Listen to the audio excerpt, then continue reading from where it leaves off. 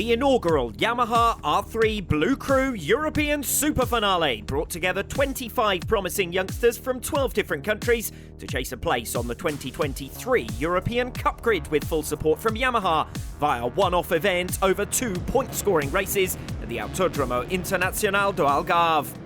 The 3 men who qualified on the front row of the grid were the favourites, thanks to over half a second's advantage over the rest in Superpole.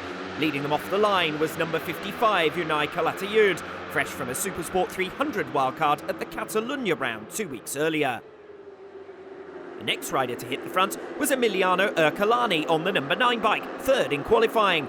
The 17-year-old has already proven he could be competitive in the bLU cRU European Cup since he was immediately among the front-runners as a wildcard at the Emilia-Romagna round back in June. The 17-year-old has spent this season in the Italian Supersport 300 Championship. The other principal contender was David da Costa, who would lead no less than 8 of the 11 laps over the line in race 1 as he attempted to control proceedings from the front. Number 72 is a dual national who competes regularly in the French Championship, but received plenty of support in Portimao as a home man riding under the Portuguese banner.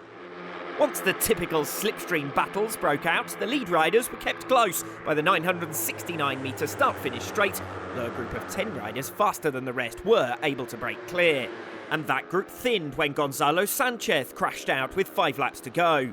He was the unfortunate victim when Kawan Freire da Costa tried to sweep around the outside of him into turn 5. The Brazilian too was then out of the running in 8th. Back at the front, the next charge came from the number 92 of Evan Plandu. The Frenchman was the only rider who qualified outside of the top 10 to really make an impression, and he moved from 7th to 3rd over the space of 2 laps midway through proceedings to bring himself into podium contention. Da Costa, though, still had control of the race, building himself a buffer each lap around to defend down the start-finish straight. He was forced to work hard to break the toe into the final lap. 7 riders still in the mix for victory, and Kayle Yakov doing well to move through from 5th to 3rd. The 15-year-old American, already a regular in the Yamaha R3 bLU cRU European Cup in 2021, has her sights set on another season in 23, but her tenure in the Race 1 podium places was short-lived. Emiliano Ercolani coming through for 3rd, coming into turn 5. And the positions remained unchanged from there, Da Costa taking first blood ahead of Plandu and Ercolani, Pulsita Calatayud surprisingly restricted to 6th.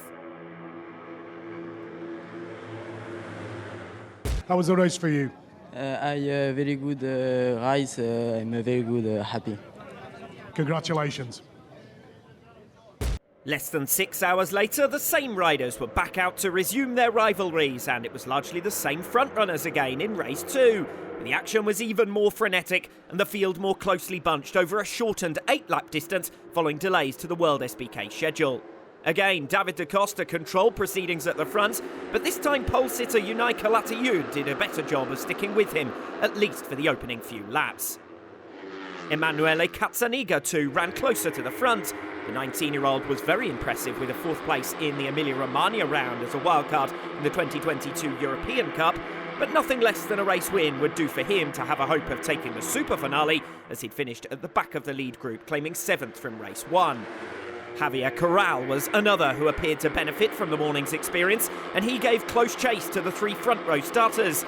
That lead quartet had opened up over a second to their nearest rival at the end of lap 2, but that gap was soon bridged by Kayle Yakov. A strong ride had moved her from 9th to 5th, and she dragged the chasing pack back into contention, forming a 10-rider group that remained intact almost to the finish.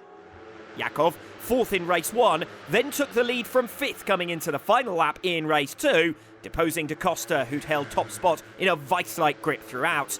But the number 72 was still the only race 1 podium finisher inside the top 3 again at the second time of asking, and he was therefore placed to take the SuperFinale overall. But the morning's winner, Da Costa, was gunning for another victory, and he charged through on Freire da Costa on the 36 bike.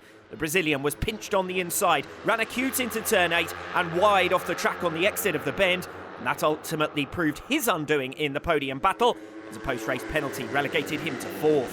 David da Costa, meanwhile, continued his march back to the front, with rival Ercolani not close enough to strike from 3rd place. But within sight of the inaugural crown, Da Costa fell heavily in the most dramatic of final bends, Ercolani came through to take both race 2 and the Superfinale. Yakov claiming second place and third overall. Plandu promoted onto the final step of the podium and claiming silver.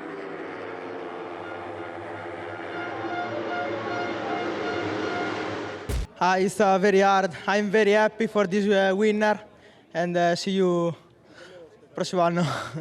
Next year. Congratulations. Yes. Thank you. So, after a wildcard appearance earlier in the season, Emiliano Ercolani will make his full-time debut in the Yamaha R3 bLU cRU European Cup with full support from Yamaha in 2023.